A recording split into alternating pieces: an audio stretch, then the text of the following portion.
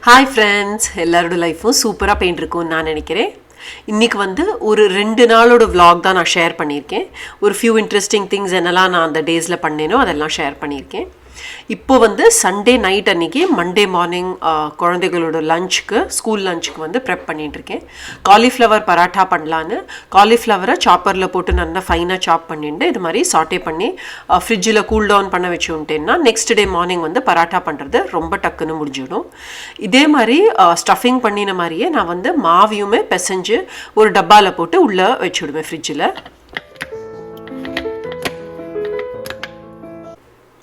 பராட்டாக்கு வந்து தயிர் வந்து வைக்கலாம், கண்டிப்பாக தயிரோ கெச்சப் அது மாதிரி வைக்கலாம். ஆனால் நான் வந்து ஒரு இன்ட்ரெஸ்டிங்கான ஒரு டிப், சிம்பிளான ஒரு டிப் பண்ண போகிறேன். அந்த ரெசிப்பியும் கண்டிப்பாக ஷேர் பண்ணுறேன். அதுக்கு வந்து தயிரை வந்து இங்கே ஒரு குட்டி மஸ்லின் கிளாத் மாதிரி என்கிட்ட இருக்குது, அதில் வந்து கொஞ்சம் போட்டு ஓவர் நைட் ஃப்ரிட்ஜில் வச்சுவிடுவேன். அடுத்தது வந்து இங்கே கிச்சன் எல்லாத்தையும் சண்டே நைட் க்ளீன் பண்ணியாச்சு. கண்டிப்பாக எவ்ரிடே கிச்சன் நைட் க்ளீன் பண்ணிவிடுவேன். பட் சண்டே அன்றைக்கி கண்டிப்பாக க்ளீன் பண்ணுவேன். நான் மண்டே மார்னிங் எழுந்திருந்து நம்ம ஃபஸ்ட்டு கிச்சனுக்கு வரைச்சி எழுந்திருக்கிறதே மண்டே அன்றைக்கி கொஞ்சம் கஷ்டமாக இருக்கும். கிச்சன் வரைச்சி மெஸ்ஸியாக இருந்ததுன்னா கண்டிப்பாக நம்ம வந்து ஃபங்க்ஷனே பண்ண முடியாது.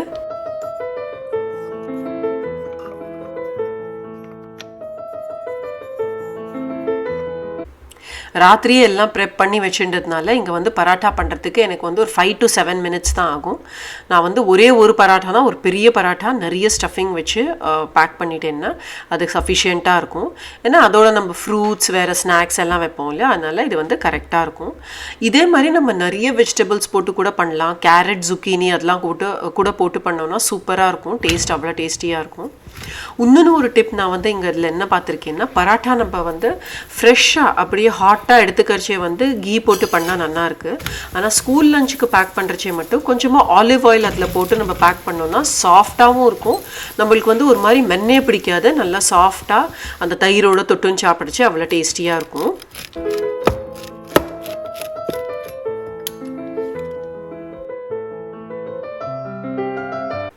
இங்கே நான் வந்து இங்கே ஹங் கர்ட் யூஸ் பண்ணியிருக்கேன். க்ரீக் யோகர்ட் இருந்ததுன்னா ராத்திரி அதை ஹேங்லாம் பண்ணி வைக்க வேண்டாம், அப்படியே டைரெக்டாக யூஸ் பண்ணலாம். ரொம்ப சிம்பிள். கொஞ்சமாக உப்பு, லைம் ஜூஸ், லைமோ லெமன் ஜூஸோ, கொஞ்சமாக ஆலிவ் ஆயில் இதெல்லாம் போட்டுண்டு ஒரு பாதி கார்லிக் அதில் கிரேட் பண்ணி போட்டுண்டு இதை மிக்ஸ் பண்ணிட்டோன்னா அவ்வளோ டேஸ்டியான டிப் சூப்பராக ரெடி ஆகிடும். இதில் வந்து லெமன் லைம் வந்து நம்ம டேஸ்ட்டுக்கு மாதிரி தான். என்னோடய தயிர் வந்து புளிப்பு இல்லாதனால நான் ஸ்லைட்டாக அந்த லெமன் ஜூஸ் இதில் கலந்துருக்கேன்.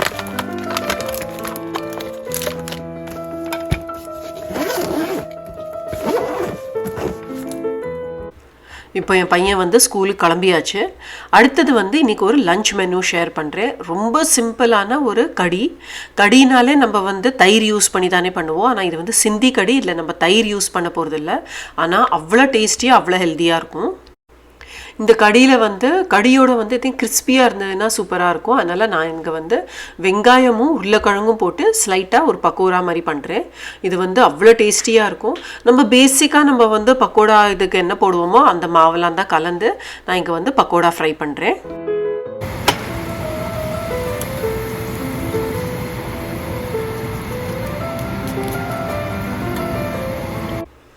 இப்போ இங்கே கடிக்கு வந்து கொஞ்சமாக எண்ணெய் விட்டுண்டு அதில் வந்து ஜீரா போட்டுருக்கேன். அதுக்கப்புறம் வேணுங்கிற அளவு நம்ம வந்து ரெட் சில்லி, நான் இங்கே வந்து ஒரு 3 சேப் மிளகா வந்து பிச்சு போட்டுருக்கேன்.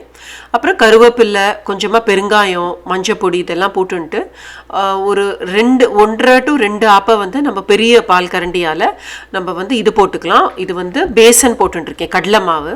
அதை வந்து மீடியம் ஃப்ளேமில் நம்ம இது மாதிரி நல்லா இப்படி கொஞ்சம் ஸ்லைட்டாக ரோஸ் ஆகிற மாதிரி அதை வந்து வதக்கிக்கணும். ஆனால் ரொம்ப மீடியம் டு லோ ஃப்ளேமில் தான் இதை வைக்கணும், ஏன்னா இல்லைனா தீஞ்சு போயிடும். அது பண்ண அப்புறம் கொஞ்சமாக இதில் காரப்பொடி, இந்த காரப்பொடி தான் இதுக்கு காரம். ஸோ நம்மளுக்கு காரத்துக்கு ஏற்ற மாதிரி நம்ம காரப்பொடி போட்டுண்டு இன்னும் ஒரே ஒரு 30 seconds அதை கலரினோன்னா சூப்பராக அது வந்து நல்ல ஒரு வாசனை வரும். அந்த காரம், அந்த கடலைமா இது எல்லாத்தோட நல்ல வாசனை வர ஆரம்பிக்கும்.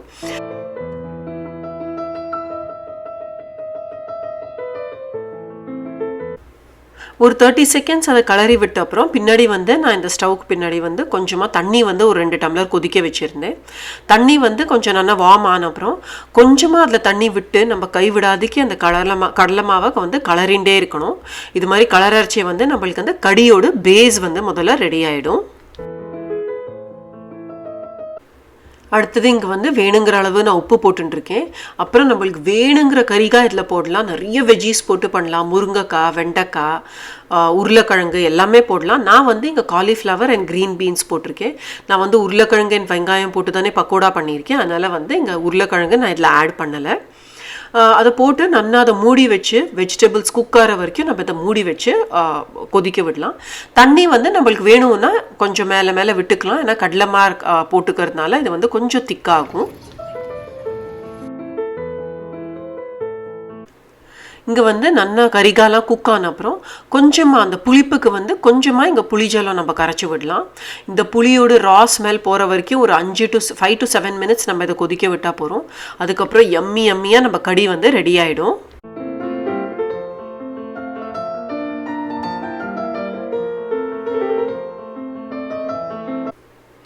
இவ்வளோ டேஸ்டியாக அப்படியே ஹாட்டாக கறி ரைஸ் பக்கோடா இருந்தால் சூப்பராக இருக்கும். வேறு ஒன்றுமே வேண்டாம். ஹோம் டெக்கோர் வந்து எனக்கு ரொம்ப பிடிக்கும். ஆனால் அதுக்காக எப்போவுமே வெளியில் போயிட்டு நம்ம புது ஐட்டம் வாங்க முடியாது. முதல்ல வந்து நம்மளுக்கு பாக்கெட் ஃப்ரெண்ட்லியும் கிடையாது. ரெண்டாவது நம்மள்ட்ட இருக்கிற ஐட்டமே வச்சு நம்ம எப்படி வந்து ஒரு இடத்த திரும்பி ஒரு ஸ்பைஸ் அப் பண்ணலாம், ஆர் இருக்கிற ஐட்டமே வச்சு நம்ம ரீஷஃபில் பண்ணி வேறு இடத்த மாற்றி எப்படி பண்ணலாம் தான் நான் மெயினாக பார்ப்பேன். இப்போ இது வந்து என்னோடய கிச்சன் கவுண்டர் டாப்பில் வந்து ஒரு கேபினெட். இந்த கேபினெட்டில் வந்து மெயினாக என்னோட வந்து லேபிள் மேக்கர், அதுக்கப்புறம் கிச்சன் கிளிப்ஸ், அந்த பேக்கெட்லாம் மூடுறது கிளிப்பு வைப்போம் இல்லையா, அது ரப்பர் பேண்ட்ஸ், இது மாதிரிலாம் தான் ஐட்டம்ஸ் நான் யூஸ்வலி இதில் இந்த ட்ராரில் வச்சுருப்பேன். மேலே வந்து எனக்கு என்னெல்லாம் ஐட்டம்ஸ் ஹேண்டியாக வேணுமோ அது மாதிரி நான் சில ஐட்டம்ஸ் வச்சுப்பேன். இப்போ இந்த கிச்சன் ஷெல்ஃபை வந்து எனக்கு வந்து முதல்ல ஒரிஜினலாக இது வந்து ப்ளூ கலரில் தான் இருந்தது. நான் இது வந்து இது க்ரீன் ஆக்கினேன். இப்போ திரும்பி இங்கே ப்ளூ ஆக்கினேன். ப்ளூ கலர் அடித்தோடனே எனக்கு இந்த கலர் கொஞ்சம் கூட பிடிக்கலை. அதனால் நான் இந்த பாயிண்டில் பெயிண்ட் பண்ணுறதை நிறுத்திட்டேன்.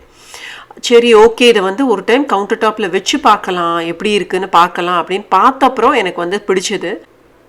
ஒரு சில டைம் வந்து நம்ம ரொம்ப அழகாக இருக்கும் அப்படின்னு நினைக்கிற ஐட்டம் வந்து நம்ம ஏரியாவில் நம்ம இடத்துல அது சூட் ஆகாது. அதே மாதிரி ஒரு சில டைம் நம்ம வந்து இது நன்னா இல்லை அப்படின்னு நம்ம ட்ராப் பண்ண போர்ச்சே வந்து அதை ஐட்டமை வச்சு நம்ம பார்க்குறச்சே வந்து நம்மளுக்கு பிடிச்சி போயிடும். அது மாதிரி தான் இங்கே ஆச்சு. ஸோ இது எல்லாத்தையும் அரேஞ்ச் பண்ணினேன், ரொம்ப பிடிச்சிது. அதுக்கப்புறம் திரும்பி இந்த கேபினெட்டை எடுத்து கொஞ்சம் ரீபெயிண்ட், அந்த ஃபைனல் டச்சஸ் எல்லாம் கொடுத்து நான் அதை ரீஅரேஞ்ச் பண்ணி வச்சேன். க்ரீன் விட இந்த டார்க் ப்ளூவில் இந்த கேபினெட்டில் அன்னபூர்ணி தேவியோட அந்த கோல்டன் ஸ்டாச்சு வச்சோன்னா அவ்வளோ அழகாக அந்த கிச்சனுக்கு வந்து ஒரு கலையே அவ்வளோ அழகாக இருந்தது.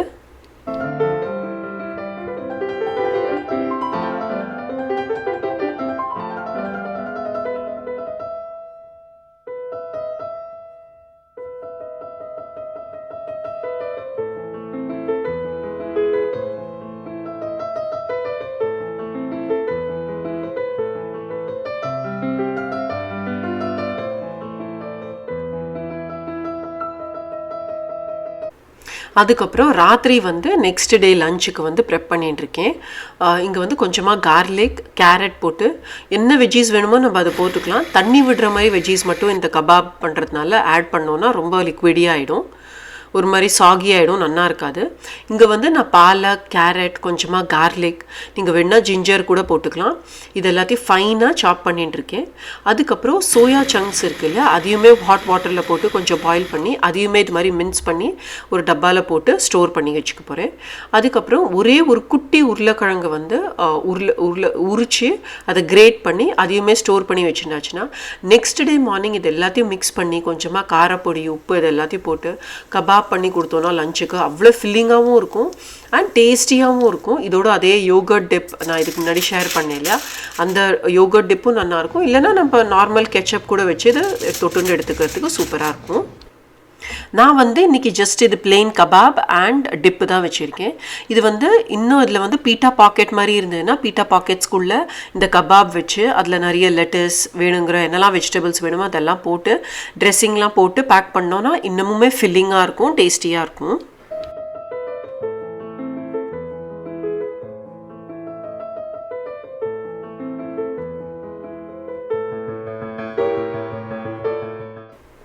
ஸோ மத்தியானத்துக்கு மேலே வந்து நவராத்திரிக்காக ரிட்டர்ன் கிஃப்ட்ஸ் வாங்குறதுக்கு இங்கே ஹோம் குட்ஸ் வந்தேன்.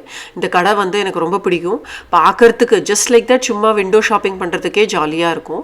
நிறைய ஐட்டம்ஸ் இருந்தது இங்கே. இந்த என்ட்ரிவேலேயே எனக்கு வந்து இந்த மிரர்ஸ் வந்து ரொம்ப அழகாக இருந்தது, ரொம்ப பிடிச்சது. ஒரு மாதிரி அந்த ரஸ்டிக் ஃபினிஷோட, அதே மாதிரி கலர்ஃபுல்லான மிரர்ஸுமே ரொம்ப அழகாக இருந்தது.